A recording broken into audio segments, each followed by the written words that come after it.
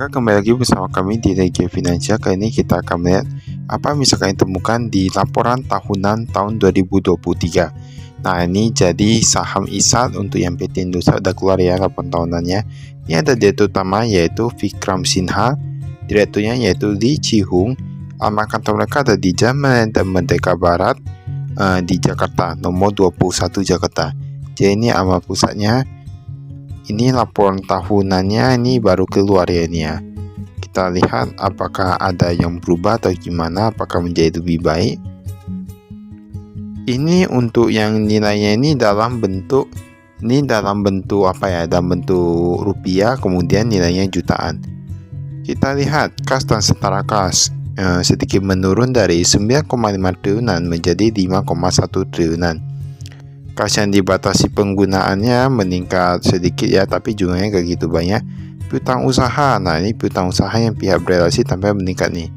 Kemudian pihak ketiga meningkat cukup banyak. Ini berarti menandakan kalau kemungkinan cash flow-nya macet ya. Kan kita lihat di sini. Ini antara penjualannya meningkat ataupun cash flow macet. Karena kita lihat pihak ketiga ini meningkat cukup banyak dari 1,4 triliunan menjadi 2,2 triliunan. Itu bukan angka kecil loh. Karena kalau kita bandingkan dengan asetnya mungkin gak gitu apa ya. Kita lihat aset lancarnya pun ini sedikit berkurang, tapi yang jumlah aset tidak lancar ini bertambah nih. Dari 94,9 triliunan menjadi 99,2 triliunan. Total aset dari 113 triliunan menjadi 114 triliunan. Ini berarti asetnya bertambah. Dan kita lihat sebenarnya asetnya bertambah itu karena hutangnya ataukah ekuitasnya yang bertambah. Di sini bahkan tadi dikatakan investasi jangka panjang juga ya. Berarti mereka juga ada masa memikirkan untuk yang kedepannya gimana. Liabilitas jangka pendek, utang usaha pihak berelasi 71 miliaran turun sedikit menjadi 67 miliaran. Kemudian yang pihak ketiga, wah ini menurun juga nih. Ini bagus ya kalau utang usahanya menurun. Dilihat dari sini ada juga pinjaman jangka panjang, bagian jangka pendek, pinjaman menurun dari 4 triliunan menjadi hanya 970 miliaran. Pinjaman sedikit meningkat dari 212 miliaran menjadi 1 triliunan lah gitu lah. Utang obligasi pun menurun ya. Ini semua kalau mau dibilang pun semua rata-rata menurun. Untuk yang liabilitas jangka pendek kita lihat totalnya 34 triliunan. Dari tahun sebelumnya ada 35 triliunan, berarti kan menurun, itu cukup baik. Karena ini pun kalau jangka pendek itu biasa kurang dari 1 tahun ya sudah harus dibayarkan. Untuk liabilitas jangka panjang hampir sama saja, jadi liabilitasnya itu menurun dari 82 triliunan menjadi 81 triliunan. Berarti ini menurun sedikit ya memang hutangnya ya. Tapi 1 triliunan itu termasuk gede loh ya. Untuk jumlah ekuitas 31 triliunan menjadi 33 triliunan. Berarti itu artinya apa? Artinya bertambah ya ekuitasnya. Ekuitas bertambah, liabilitas menurun. Jadi ini saya cukup bagus. Tapi kalau kita lihat di sini, ekuitasnya hanya sekitar 33 triliunan. Sedangkan tadi liabilitasnya mencapai 70-an, 80-an triliunan gitu. Artinya ekuitasnya masih sangat kecil ya jika dibandingkan dengan hutang-hutangnya. Tapi is okay kalau bisa terus bertumbuh. Kita lihat saja pendapatannya. Wah ini pendapatannya bertumbuh nih. Dari yang seluler yang 40 triliunan mereka dapat 43 triliunan tahun ini, meningkat ya. Multimedia, komunikasi data, dan internet, MIDI meningkat juga dari 5,7 menjadi 6,4 triliunan. Telekomunikasi tetap 700 miliaran menjadi 1 triliunan. Hal ini menandakan berarti untuk yang Indosat ini, dia tahun ini dari berbagai sektor itu memang meningkat pendapatannya. Ini cukup bagus. Ini beban penghasilan, ada penyusutan amortasi, karyawan dan lain-lain. Tapi di sini pemasaran meningkat cukup banyak. Untuk total bebannya dari 36 triliunan menjadi 40 triliunan. Ini meningkat. Kayaknya ini labanya nanti menurun nih. Harusnya ini bebannya ini meningkat agak cukup banyak ya. Nah ya benar kan. Laba tahun berjalan 5,3 triliunan yang tahun lalu, sekarang menjadi 4,7 triliunan. Berarti dia memang walaupun pendapatannya meningkat, mereka ada beban keuangan, beban karyawan, beban umum dan lain-lain gitu. Mereka bebannya itu lebih banyak meningkatnya. Jadinya itu labanya nggak bisa meningkat lebih banyak. Tapi ini yang penting nih, laba yang kepada entitas induk 4,5 triliunan. Nah, tahun lalu 4,7 triliunan, sekarang hanya menjadi 4,5 triliunan. Berarti berkurang paling 200 miliar gitu ya. Arus kas dari aktivitas operasional. Penerimaan kas dari pelanggan 46 triliunan, sekarang menjadi 49 triliunan. Itu wajar karena memang pendapatannya bertambah. Penghasilan bunga, wah ini mereka dapat dari bunga pun banyak nih, 98 miliaran menjadi 300-an miliaran. Penerimaan dari proses likuiditas tahun lalu ada ya, tapi untuk yang tahun ini gak ada. Lalu di sini ada arus kas bersih dari aktivitas operasional. Tahun lalu 15 triliunan, tapi sekarang pendapatan bertambah dan lain-lain. Tentunya mereka meningkat juga menjadi 17 triliunan. Isi ada dikatakan untuk pembayaran regulator, operator lain, pemasok dan lain-lain memang sedikit berkurang ya. Dari 24 triliunan menjadi 23 triliunan. Tapi itu masih gak gitu beda banyak, masih oke. Beban keuangan. Nah, ini beban keuangan meningkat banyak nih. Memang kayak gitu ya, kalau kita bayar pinjaman tentunya beban keuangannya meningkat. Jadi perlu dilihat juga semuanya. Kalau ini dari investasi, wah ini investasinya memang minusnya lebih banyak. Biasanya kalau minusnya lebih banyak itu lebih bagus. Tapi kalau kita lihat dari sini, dia minusnya karena lebih kepada perolehan aset tetap. Karena aset tetap itu kan nggak ada yang pasti ya. Jadi kami kurang apa sih? Kecuali tadi dia bilang ada taruh di aset-aset keuangan yang bisa bertambah, itu masih agak beda. Nah ini nih, mereka ada sebutkan juga untuk izin-izinnya. Nah, ini banyak izinnya nih. Izin penyelenggaraan layanan interkoneksi, layanan akses internet. Nah ini kalau izin-izinnya nih, memang mereka perlu diupdate setiap beberapa tahun sekali atau 1 tahun sekali gitu ya. Biasanya kalau izin itu pemerintah ataupun pihak yang ada koneksi dengan pemerintah kayak gitu. Jadi ini sebenarnya izinnya, kalau mau dibilang mengapa sih harus banyak izin? Karena ini untuk tidak mempermudah pihak-pihak yang tidak bertanggung jawab untuk masuk ke industri ini. Ini pun bisa menahan pihak-pihak yang maksudnya mau masuk dalam industri ini, jadi persaingannya itu lebih sehat, lebih baik gitu ya. Ini Dewan Komisaris. Ini yang kami lucu, dari beberapa perusahaan kami baru ketemu komisaris yang banyak sekali. Bahkan wakil komisaris utama bisa ada 2, ngakak nih ya. Tapi it's okay jika lebih banyak. Kalau memang timnya bagus ya bagus juga ya perusahaannya ya. Ini ada Halim Ahmadmansyah dan lain-lain tadi sebagai komisaris utama. Direktur utama ada Vikram Sinha. Ini sama nih. Wah ini ada penambahan, tapi ini ada bintang 2. Biasa ke bintang 1 karena dia meninggal, atau bintang 2 itu biasa kan dipecat. Ini dikatakan apa nih? Memberhentikan dengan hormat. Wah ini berarti diberhentikan dengan hormat nih. Ahmad Zulkifli, Jukong Tung, nah dites Kumasing. Jadi mereka diberhentikan dengan hormat. Alasannya apa? Nah bisa tanya saja ke pihak manajemennya, mana tahu ya kan, bisa tanya alasan kenapa diberhentikan. Tapi sama gak ganggu operasional masih is okay ya.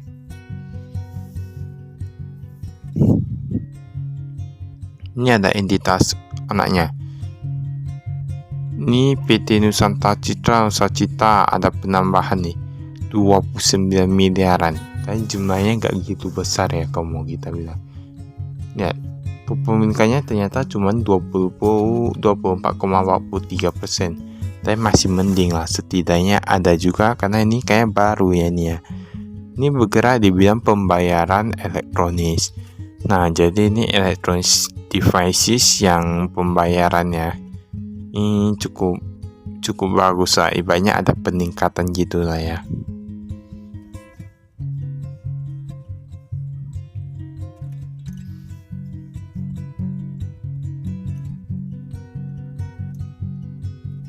Ini kita skip.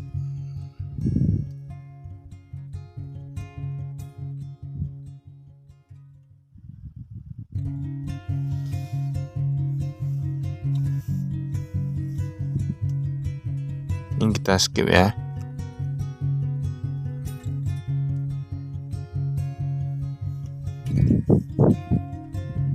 Nah ini nih, ini yang kas dan setara kasnya. Yang rupiah kita lihat yang cash di tangannya ini ya. Kemarin ada 1 miliaran, sekarang menjadi 999 jutaan. Jadi hampir kurang lebih sama ya. Kemudian ada kas pada bank, pihak berelasi. Ada Bank Mandiri dari 2,5 triliunan menjadi 1,3 triliunan. Artinya penurunannya cukup tajam. Tapi kalau kita lihat mereka memang ada bagi-bagi di beberapa bank. Yang paling banyak itu kami lihat paling mendasar ini, mereka lebih suka taruh di bank-bank pemerintah nih ya. Lihat saja, Bank Pembangunan Sulawesi Tengah, Yogyakarta, Sulawesi Barat, Papua, Jawa Timur, Riau, Sumatera Selatan, rata-rata di Bank Pembangunan Daerah. Tapi ini yang pihak berelasi ya, jadi wajar ini kan memang berhubungan dengan pemerintah. Jadi mungkin mereka lebih suka taruh di sana, karena setahu kami beberapa perusahaan bahkan dia kalau yang pemerintah ada pegang saham itu gak gitu banyak yang taruh di Bank Pembangunan, setahu kami ya. Namun ini rata-rata taruh di Bank Pembangunan. Mungkin mereka ada orang dalam atau gimana, ada relasi kerjasama. Nah itu terserah mereka lah. Yang penting uangnya aman-aman aja ya. Karena setahu kami banyak juga yang lebih taruh di bank umum dan bank swasta. Banyak yang lebih prefer taruh di sana. Tapi kita nggak tahu juga ya. US dollar ada di QNB. Nah kalau ini pihak ketiga. Pihak ketiga mereka taruh di HSBC Bank, Bank Sentral Asia, dan Danamon Permata Simbiniaga. Itu pun jumlahnya gak gitu banyak loh. Tapi ada peningkatan lah. US dollar, Bank UAB, Bank UOB meningkat cukup banyak dari 49 miliar menjadi 127 miliar. Deutsche Bank Jakarta, nah ini agak sedikit meningkat ya, sedikit meningkat. Yang paling agak menurun itu yang Simbiniaga, dari 9 miliaran menjadi hanya sekitar 2 miliaran. Tapi jumlahnya kecil lah jika dibandingkan dengan perusahaan aset triliunan seperti Indosat ini ya. Ini deposito berjangka. Nah bahkan yang deposito berjangka kayaknya rata-rata mengalami penurunan ya. Ibaratnya lebih gak taruh deposito lagi kayaknya. Tapi kita lihat nanti totalnya saja ya. Nah benar ternyata dari 2,8 triliunan sekarang menjadi 1,9 triliunan. Artinya dia menurun sekitar 900 miliaran. Nah, mungkin mereka menemukan tempat instrumen investasi ataupun pengelolaan yang lebih baik sehingga mereka bisa mengurangi biaya-biaya keuangannya. Memang deposito kalau dibilang kecil ya. Kalau di bank digital agak besar, tapi kan banyak orang yang kurang percaya atau mau dibilang belum begitu percaya lah. Kita lihat semakin hari nanti soalnya semakin banyak isinya masuk atau gimana. Piutang usaha PT Telekomunikasi Indonesia, wah ini ternyata Telkom pun ada hutang nih sama Indosat ya. Kita pikir kan saingan, tapi ternyata mereka tak ada berelasi. Memang seperti itu, di depan tampak ada saingan tapi sebenarnya berelasi. Nah, biarin aja, kan memang kalau saing bekerja sama kan bagus ya. Piutang usaha, ini ada perusahaan lokal, Carrier Internasional, pelanggan Pasarjaya, paling banyak dari perusahaan lokal, kemudian kedua dari seluar. Nah ini piutangnya ini yang meningkat paling banyak itu yang perusahaan lokal dan seluar. Kemungkinan macetnya ini ya, kalau dilihat dari tanda-tandanya ini kemungkinan memang macet.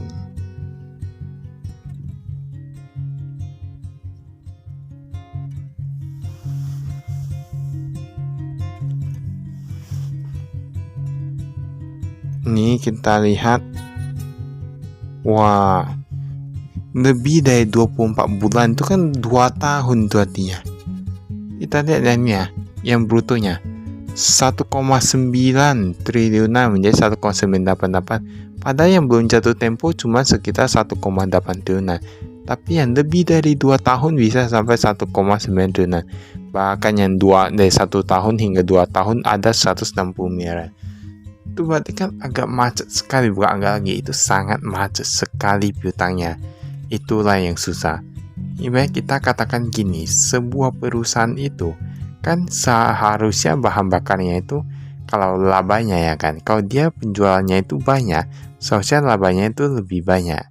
Tapi ada satu masalah yang mendasari hal itu, yaitu ketika penjualan banyak tetapi pihak-pihak yang terlibat dalam penjualan itu ternyata mereka ibaratnya kalau mau dibilang susah bayar hutang gitu, agak susah ya, berarti kan cash flow kita macet.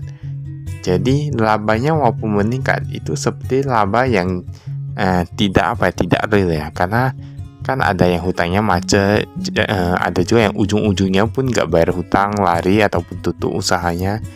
Jadi kita harus mewaspadai. Kalau ini aset tetapnya ya, bisa dilihat. Jadi sebuah perusahaan itu harus waspada apakah pihak ini bisa bayar ataukah tidak. Tapi terkadang kalau kita gak jual kepada dia, penjualan kita malah menurun. Jadi susah-susah gampang ya.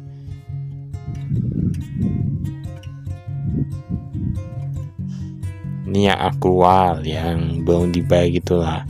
Dari 3,6 triliunan menjadi 4 triliunan.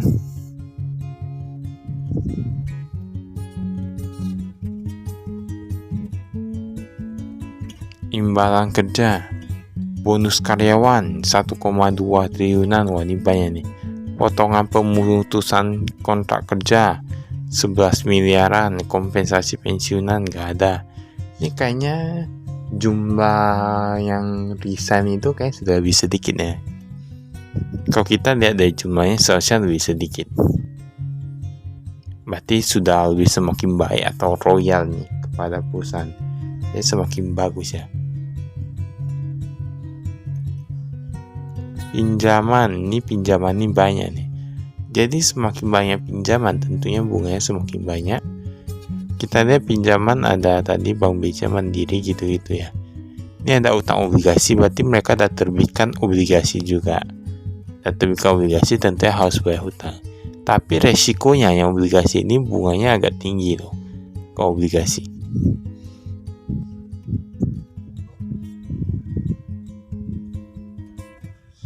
Ini modal saham. Jadi pemegang saham terbesar masih Ooredoo Fujitsu Asia, sebenarnya Ooredoo Asia Pte Ltd, dan ada perusahaan pengelola aset Persero, baru ada TTI. Nah ini paling banyak yang Ooredoo tadi 65,64% ya. Tapi kalau mau kita bilang sebenarnya Indosat ini pelayanannya bagus loh. Kalau produknya mungkin dulu agak jelek, tapi sekarang memang mungkin sudah lebih diperbarui, sudah agak cukup bagus. Tapi kami sudah beberapa kali ke kantor maksudnya kantor cabang utama gitu atau gimana gitu ya. Itu pelayanannya itu memang agak cukup bagus sih, banyak karyawannya itu ataupun karyawatinya itu ramah-ramah ke kemudian. Nah ini yang pihak berelasi. Kalau ke Telkomsel mungkin karena terlalu banyak orang atau gimana ya. Tapi kalau Indosat ini cepat pelayanannya, cepat dan enak. Bahkan kadang bisa diajak saya bekerja sama gitu ya, untuk hal lebih baik gitu. Bahkan itu saya dari kami, sekian dan terima kasih, saya investasi.